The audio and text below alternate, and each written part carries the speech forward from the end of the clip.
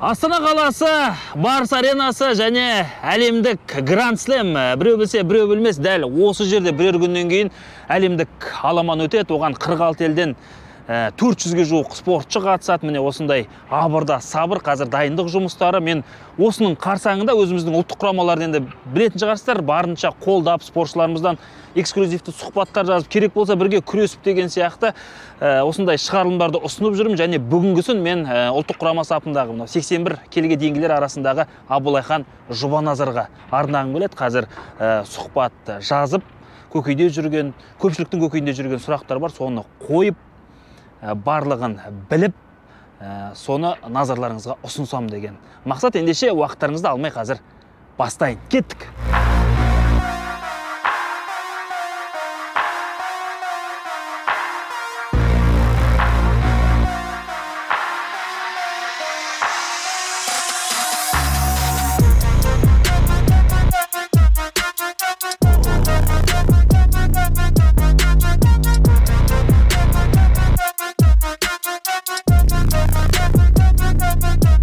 Сонымен Абылайхан, қалайсыздар? Көргеніме қуаныштымын өте. Жаттығудың барысы қалай? Настрой қандай? Мен де өте қуаныштымын. Жаттығу барлығы өте керемет неде жүріп жатырмыз. Дайындық, бүгінне сұхбат жасап алдық, бәрі керемет. Настрой өте жақсы. Өйткені өзіміздің елімізде өтіп отқасын, мотивация болады, барлық палуандар мүмкіндік болады, ашылып барынша намыс қолдан бермейміз деген ойдамын. Осының алдында демалдыңыздар ма? Не істедіңіздер? ОТС-қа дейін. Иә, чемпионаттардан кейін демалып. Оның арасында жарысқа қатыспадың ба? Жарысқа қатыстық, оның арасында. Спартакиадада болды ба? Спартакиада болды. Спартакиада күрестік. Одан кейін өзімізде үй жұмыстарын жасадық. Мердегі чемпионат мердегі қателіктермен, тоже қарсыластарымызға дайындалып, қалай сөйтіп келіп отырып, дайынбыз. Неге қол соғып отыр? Неге қол соғып отыр? Әдіске ма? Иә, керемет әдіс жасағасын. Өте қызықты болып отыр тренировка.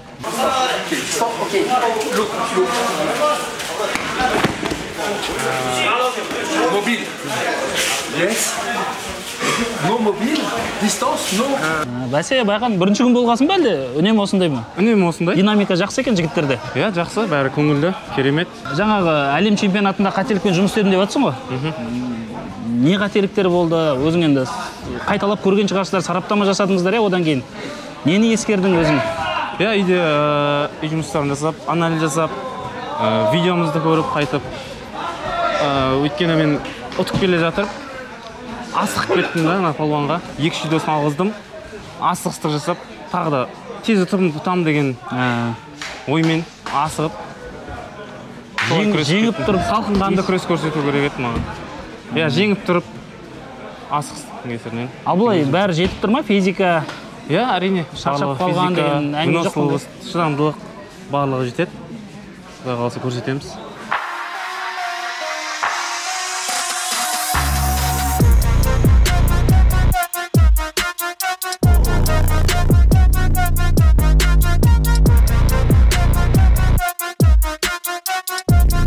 Қызылорданың қай жерінен негізі? Өскен жерің қай жер, туған жерің? Әлі қалада ма еді? Қызылорда облысы, Қазалы қаласынан боламын. Сол Қазалы қаласында бастап алғаш сөйтіп кеп Қызылорда қаласына. Мына жерде Нұрлыхан, Шерхан, кім? Мағжан Шамши дейін ба? Иә, Мағжан Шамши дейін. Бір жерден шықтыңыздар ма? Бір ауыл ма ол? Әлі әркім? Жоқ. Мағжан мен Нұрлыхан Қызылорда қаласының өзінде тұрады. Бәріміз доспыз, бауырмыз. Бапкерлеріміз бір ғой? Иә, бапкерлеріміз бір, Халил, Қален. Бәріміз бір залда. Построениеден кейін сөйлесек онда, несі жүр? Сұрайсың.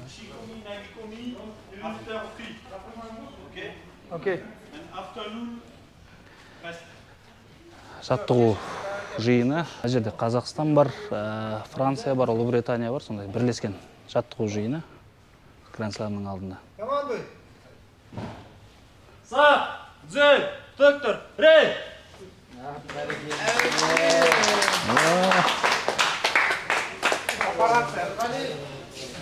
Сонымен бірінші күн аяқталды. Қалай? Қандай жүктеме алдың? Салмаққа қатысты мәселе бар ма еді? Менің салмағым жалпы аса көп емес. Әлде неге салмақпен жұмыс істеп қосу керек. Қосу керек па керісінше? Иә, маған наоборот салмақ қосу керек. Өйткені салмақ қосылса, күш жағынан шамалы мощь болады, физический жағынан да. Өйткені қарсыластарымыздың барлығы 81 килограмм болғаннан кейін оңай салмағымыз. Үлкен салмақ 90-дан қойып келетіндер бар. Сосын байқаймын қарсыластарынан көбіне кіші, иә, дене бітімің. Аха. Бұл кедергі емес пе? Жоқ, кедергі емес. Сүйегім ауырмайды. Сен айтып жатсың ғой, қосу керек. Иә, европалық палуандар өздері сол ірі болып келеді ғой. Ірі болғанмен жеңіл болып келеді, кейбіреуі әртүрлі. Барлығына күш жетеді. Ешқайсысынан осал емеспіз. Енді Олимпиада ғой, алдағы көп әңгіме болып жатқан, басымдық беріліп жатқан. Рейтинг жаман емес сияқты қазір, аяқ алысын келе жатқан. Иә, рейтингті шүкір 20-ші орында тұрмыз. Әлде де жоғарылату керек. Олимпиадалық рейтингте 15-те тұрмын. Әлде де жоғарылату керек. Осы елімізде өтіп отқасын үлкен мүмкіндік та бізге. Бірінші орын алсақ, Құдай қаласа 1000 очко қосылады. Сөйтіп. Барлық палуандарға, өткен бір салмақтан 4 палуан күреседі. Барлық қазақтың палуандарына үлкен мүмкіндік, өзіміздің жерде өтіп отқасын, ашылып, еркін. Өзіңнің салмағында неде? Бәсекелестік аз ба бізде? Кімдер шығып жатқан балалар бар ма? Өзің айтыпсың ғой, жастарға мүмкіндік деп. Бір есімдер бар ма жаңадан? Біз біле бермейтін. Жастар, 81 килограмм Қазақстанда балда көп. Жастар бар, жастар міне шығып жүрген. Қазір жастар құрамасында өнер көрсетіп жүрген Бейсенов Нұржан, Қайролла дейтін палуандар барған жеріне Еуропа чемпионатта, Еуропада жарыстарда ұтып жүрген. Бір-біріңмен қарым-қатынас қалай? Жақсы, аға іні болып, бауыр болып, сыйласамыз, дос болып. Андай бәсекелес емессіздер ме? Керісінше сөйлеспей. Жоқ, татамиде әрине бәсекелес, татамиде қарамаймыз. Жақсы қырылып күресеміз, ал өмірде татамиден шыққасын бір бөлек. Құрамада кім енді өзіңе жақын, жолдасың, досың? Құрамада өзім досым, өзім жерлесіміз, Шархан Нұрлхан. Екеуің ба? Екеуміз доспыз. Бөлмеде кіммен жатасың? Шархан Нұрлхан. Маржан ағамыз ақылын айтып қай кезде де. Өздеріңіз таңдайсыздар ма? Әлде бапкер солай? Өздеріміз таңдаймыз, кіммен жатасың, кіммен қалай.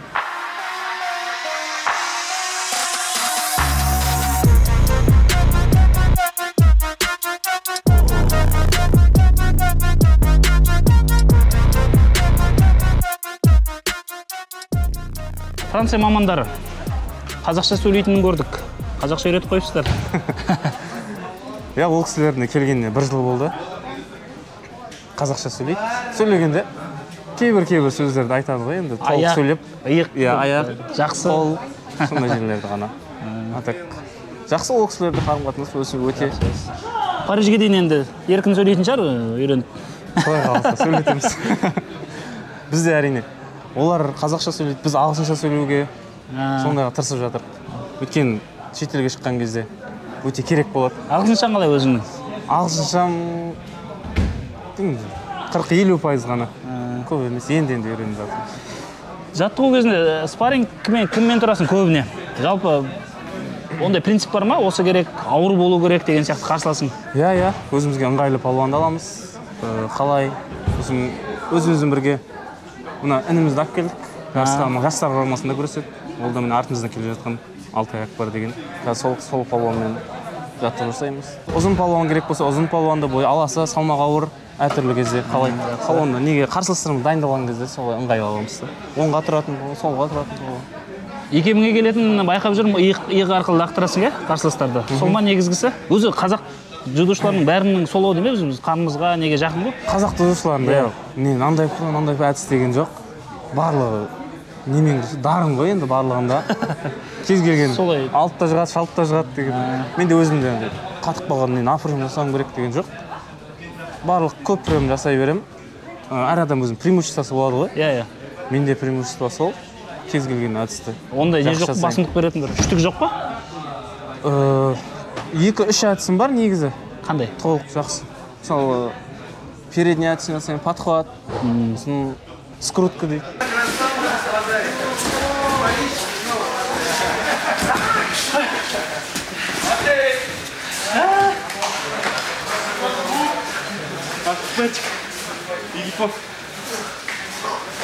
Бүгін Францияның және Ұлыбританияның дзюдошылары бар екен, бірлескен жаттығу жиыны. Енді біз білеміз, Франция мықты ғой негізі әлемде. Жақсы. Рейтингтерде жоғары тұр. Қалай деймін ғой, тәжірибе алмасқанда? Спаррингке тұрдың ба жаңа? Иә, менің бірақ 81 килограммда палуандар келмеген. Тек 70 килограммда бар. Сол палуанмен күресеміз. Өйнен 70 болғасын. Барын көрсете ма бұл жерде әлде жаңағы? Жоқ, олар да енді жарысқа дайындалып жатыр ғой, ертең күреседі. Барлығын салмайды да. Бізде андай международный сборлар болады. Сол кезде күреседі. Ертең жарыс болғасын. Жарыс аяқталғаннан кейін тағы болады ғой, оқу жаттығу. Сол кезде барлығын салып күресу керек. Қазір жарыс болғасын. Сақтап күреседі өзі. Жарақат ештеңе мазаламайды, бәрі дұрыс па қазір бап? Шүкір Аллаға. Жарақат ешқандай мазаламайды. Барлығы дұрыс. Жоспар 2023-те аяғына дейін осындай деген бір мақсат бар ма? Жоспар тек күрес болып тұр ғой, дзюдо жоспардың барлығы, ешқандай одан бөлек басқа ой жоқ. Ешқандай тек оянсақ та, тұрсақ та дзюдо болып тұр. Жарыстарды өтіп, рейтинг жинап Олимпиадаға оған дейін. Ертең азиатский игры келе жатыр, құдай қаласа, Азия ойындары. Азия ойындары бар. Жалпы дзюдода өте көп нелер. Жарыстар жиілігі. Ай сайын айына 2 жарыс болады, рейтинг жинауға өте көп. Жіберіп алсаң, ұпайдан айырыласың, иә? Жіберіп алсаң, басқа қатысқан палуандар сен алдыңа шығып отыр, сол үшін біркелкі қатысып отыру керек. Қиын емес па деймін ба, физикалық тұрғыда үйреніп қалдыңыздар ма әлде осы? Мен өзім салмақ көп қоймайтын болғасын, көп жиі қатыса берем. Если үлкен салмақ тастайтын болсам, онда қиын да болады, шаршап қаласың. Салмақты ауыстыруға келмей ма? Ондай бір ойлар болған жоқ па? Ұсыныстар болған шығар енді талай. Жоқ, жаңа төмен түсу. Кезінде мен өзім 70-те күрескем, 70 килограммда. Одан кейін 81-ге көріп. Маған бір салмағым қосып, сөйтіп күресу керек маған ше. Мощь жетпей жатыр, әлде шамалы сәл-сәл. Өйткені ауыр болады, не болады. Қиын болып кете ма? Түсірсең қиын болады, ұстау. 70 килограмма өйткені көп болып кетем, 10 килограммда қол керек болады.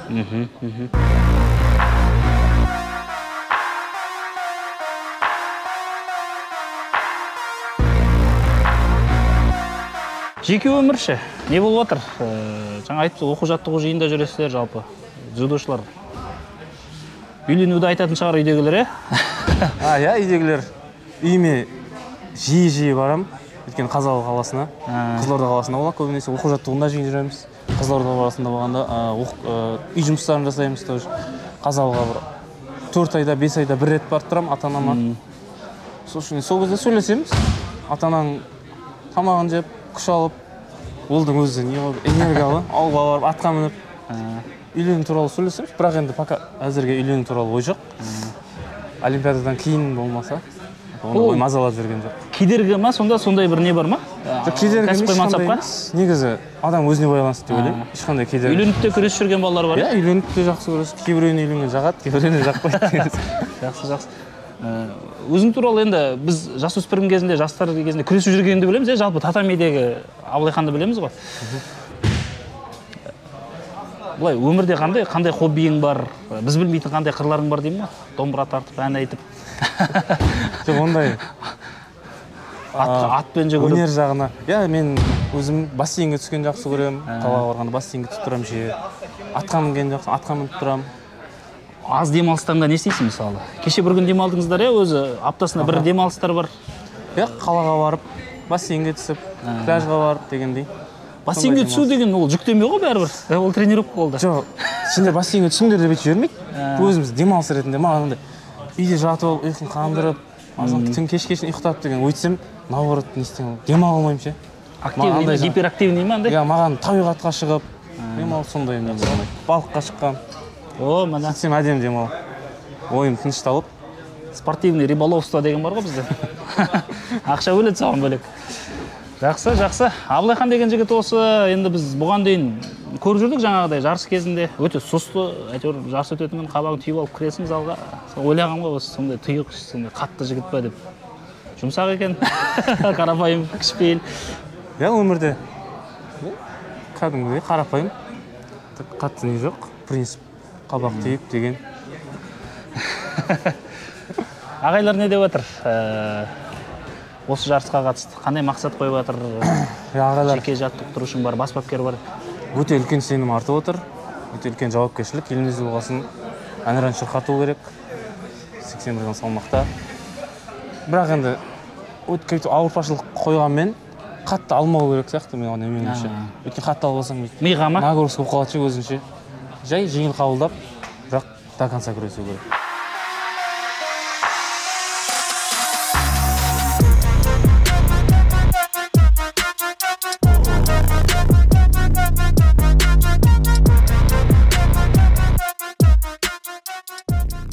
бапкерді естисің ба, 100% орындайсың ба? Күрес болып жатқан кезде? 100% деп айта алмаймын. Соған бірақ жұмыс істеу керек негізі бапкердің айтқан өте. Өйткені біз күресіп отқанда біздің сыртымыздан көрініп тұрады ғой ошибкасы басқа біреуге, бапкерімізге. Сол айтады, соны тыңдап күрескен негізі дұрыс. Бірақ өзің өзіңіздің кейбір кезде инициатива жасап кетесің ба? Иә, әлем чемпионаты мысалы сондай болды. Бапкер асықпа деп не істе, бірақ тыңдаған жоқ. Бірақ естіледі, 100% естіп тұрасың ғой? 100% естілмейді. Күресіп отқанда өйткені өзің ойыңмен не болады. Тоқтап, артеден кейін қарап, тыңдап, сөйтіп ойланып бармаса. Ал ертең мұнда енді ойлаймын көп жанкүйер жиналады, тіптен естілмейді-ау. Естілмейді-ау, бірақ жанкүйердің қошеметтерімен, айқайымен не болады? Делебен қозып кәдімгідей. Мұнда құтырып тұрады дейді бірыңғай. Сондай болып тұрады негізі.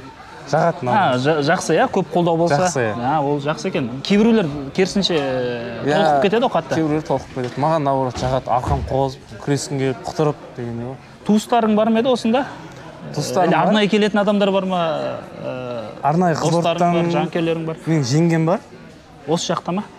Келеді ме әлде? Жоқ, Қызылордада негізі Қазақ қаласында тұрады. Жеңгем сол арнайы күрес көруге. Өйткені мен қатты фанатым, маған видео қарай, жарыс қарап отырады. IGF-те не ашып алған. Сөйтіп қарап, рейтингімді қарап, кіммен шығатынын қарап, қалай көрсететін соперниктерін бәрін танып алған. Барлығына. Ақыл кеңес айтады келген кезде, былай істемедің, былай. Сөйлесіп сөйтіп айтады, бар білгенше. Мен де айтамын, кейбіреулер түсінбей жатады. Ол кісі. Сонымен достар, Абылайхан Жұбаназармен әңгімелесудің сәті түсті. Біраздан бері ойда жүрді және осы өзіңнің жанкүйерлерің бар, біздің оқырмандар жазып жүрді, бір сұхбат құршы деп. Сол жазған сұрақтарды қойдым енді барынша. Өзімнің көкейімдегі сұрақтарды қойдым. Тағы да айтылмаған нәрселер болса жазыңыздар, әлі мүмкіндіктер бар алда. Бір аптадай уақыт бар. Сөйлесеміз, қоямыз, әлеуметтік желілерде жауабын жариялап отыруға тырысамыз. Жалпы соцсетте қатты белсендемес екенсің, иә? Иә, уақыт жоқ па тағы да? Уақыт негізі болады. Жеке арнауға. Бірақ енді әлі сосын жекеңе жазса жауап бересің бе әлде? Иә, жауап беремін. Онда ешкім бөліп жарып ашып кетсе, бәрін қарап. Жақсы. Хабарласыңыздар, қыздар хабарласыңыздар. Сонымен осы енді, осы соңына дейін көргендеріңізге рахмет. Келесі кездескенше сау болыңыздар. Тағы да біраз жас дзюдошылар бар, тәжірибелі дзюдошыларымыз бар. Кімдерден жазайық, қандай сұрақтар қояйық, оны да қалдырыңыздар. Одан да ескеріп, алдағы уақытта сәйкенше нәтиже шығарып отырсамыз. Ендеше сау болыңыздар, достар. Сау болыңыздар.